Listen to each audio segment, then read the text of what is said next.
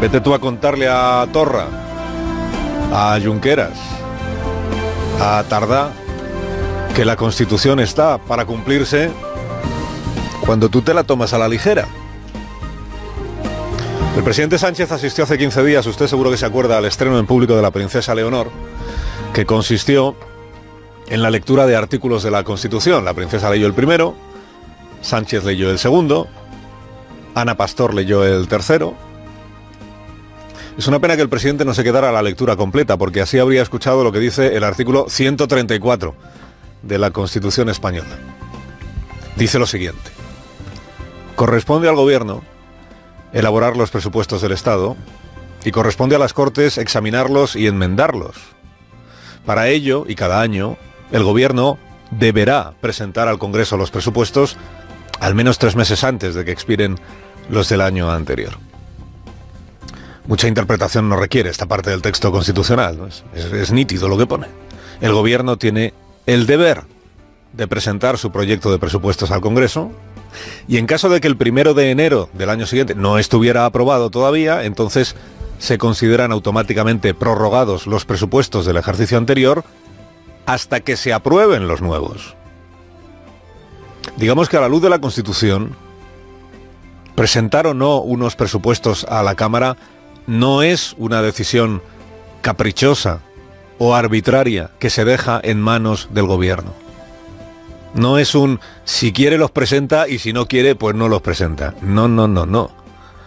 La prórroga de los presupuestos anteriores es una solución provisional cuando, llegado el año nuevo, las cuentas todavía no han podido ser aprobadas.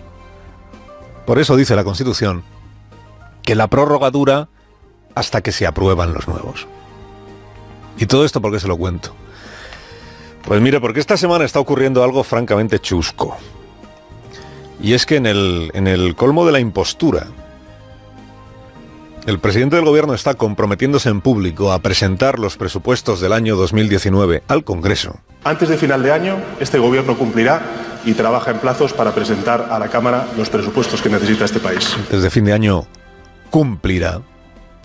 Pero en privado, alguien tan cercano, digamos, al presidente del Gobierno, que lo que dice es como si lo dijera el presidente, les está contando a los periodistas lo contrario. Ayer Onda Cero pudo confirmar en fuentes del Palacio de la Moncloa que el discurso que se hace en público sobre este asunto no responde a la realidad de los planes que se manejan, por decirlo de una manera así elegante, ¿no? Y poco hiriente.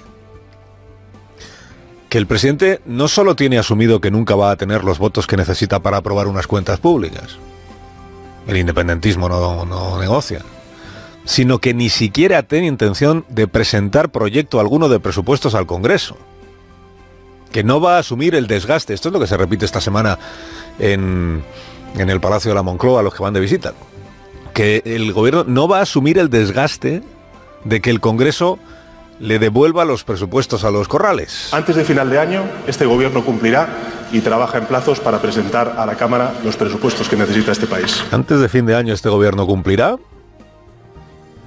¿O antes de fin de año este Gobierno no cumplirá? Obsérvese que el presidente dice cumplirá, o sea que él sabe de sobra que tiene una obligación.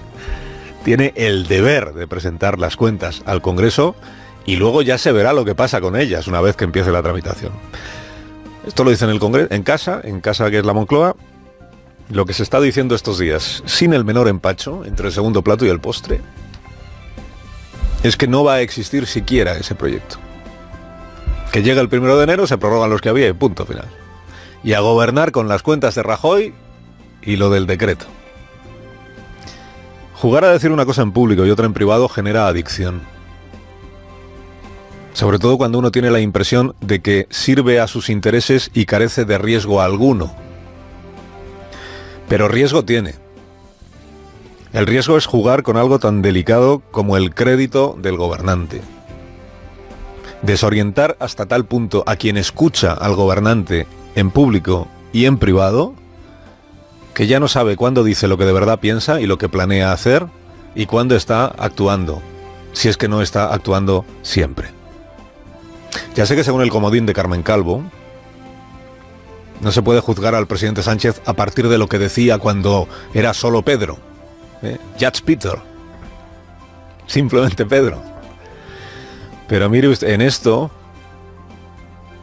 que son los principios básicos de lo que uno entiende por gobernar, en esto sí cabe hacer ese juicio. Les ofrezco un pequeño ejercicio de memoria, no histórica, sino de hace 8 meses.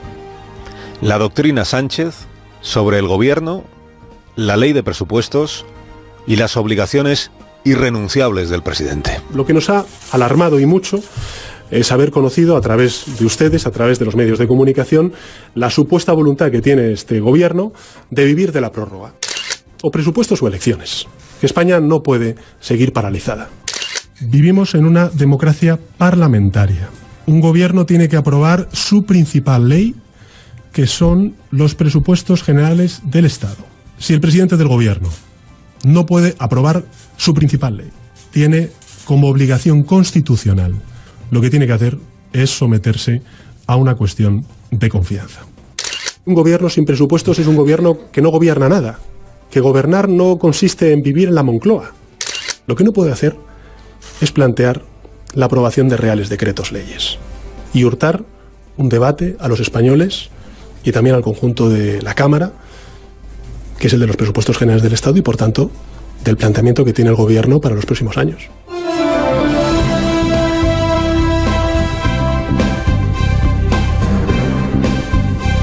Sin comentarios, ¿eh? Lo que va de Judge Peter, simplemente Pedro, al presidente Sánchez. Por cierto, antes de ir a lo del Brexit, de la crónica política de este país nuestro, que comparte 2 apuntes o 3, 2 de ellos con acento andaluz, como diría Susana Díaz, y 3 inquietudes. Miren, la primera inquietud por José Félix Tezanos, director del Centro de Investigaciones Esotéricas, Sociológicas. Se ha contagiado el profesor Tezanos de la marca de la casa, del gobierno que lo ha nombrado, que es la rectificación sin dar explicaciones. Su encuesta de las andaluzas ha resucitado la cocina que había cerrado el CIS. Dijo, ya no haremos estimaciones de voto y eso. Pues es en las generales, porque en las andaluzas sí ha habido cocina. Lo que le sale en la encuesta, y es bastante probable que sea un resultado parecido a este el que arrojen las urnas, es que gana el PSOE, que el segundo es Podemos, y que están empatados en la tercera posición el PP y Ciudadanos. Kiko Llaneras hace en el diario El País la media de las encuestas publicadas por los medios privados. Le sale una cosa un poquito distinta, que es que el segundo es el PP, el tercero es Podemos y el cuarto es Ciudadanos. No, ¿hay cocina o no hay cocina? Pero si la hay para las generales, si no la hay para las generales, ¿por qué la va a haber para las andaluzas? Segunda inquietud por Susana Díaz, que ha publicado su declaración de bienes, como el resto de los candidatos, y así hemos podido saber que dice aquí el saldo total de cuentas bancarias de la presidenta de Andalucía, 80 euros con 69 céntimos.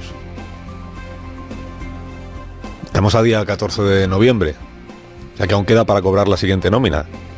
Solo tiene 80 euros disponibles en su cuenta corriente la presidenta. Es inquietante. Imagínense que se le presenta un contratiempo, a ver dónde saca.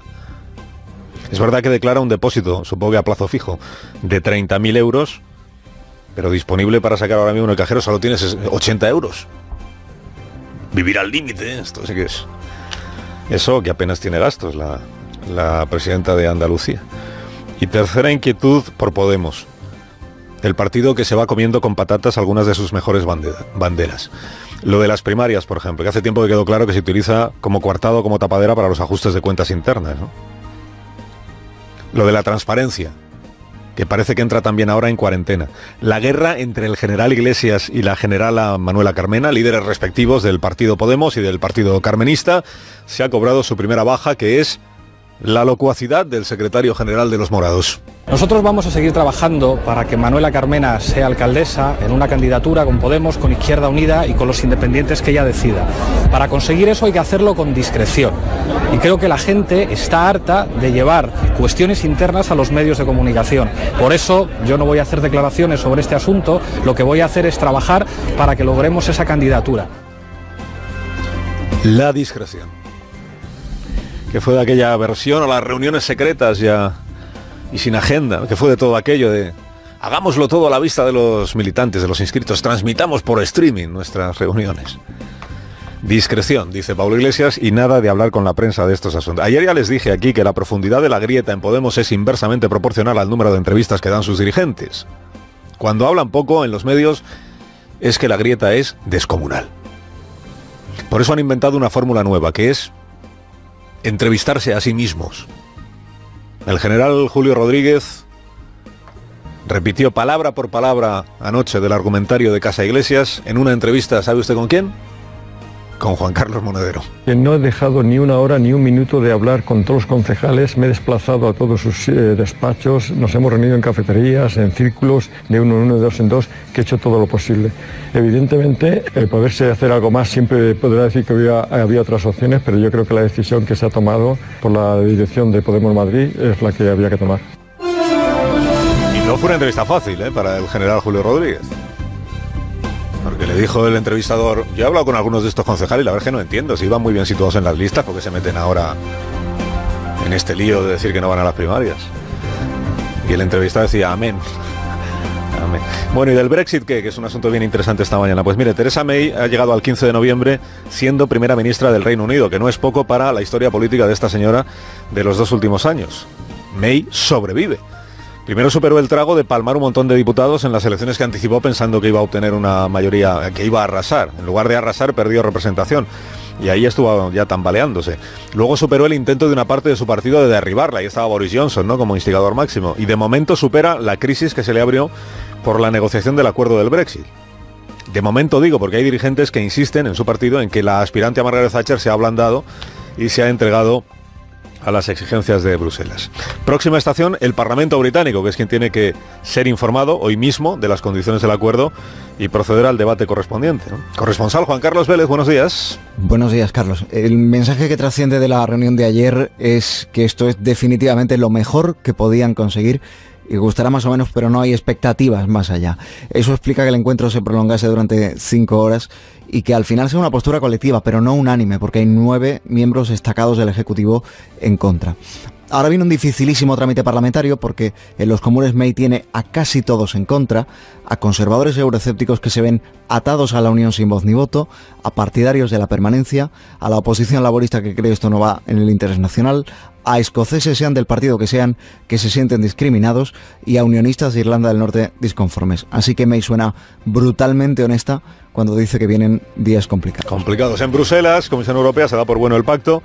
Las condiciones, próxima estación en lo que hace a la Unión Europea, los que nos quedamos en la Unión Europea, pues la cumbre de jefes de Estado y de Gobierno para que ratifique también las condiciones del acuerdo. Corresponsal Jacobo de Regoyos, buenos días. Buenos días, pues ha habido esta mañana, está habiendo ahora mismo una reunión de Michel Barnier con Donald Tusk, el presidente del Consejo. El negociador europeo le explica al presidente del Consejo el contenido del acuerdo y pronuncia una frase que tiene poderes mágicos, Carlos, para abrir la puerta a la siguiente fase.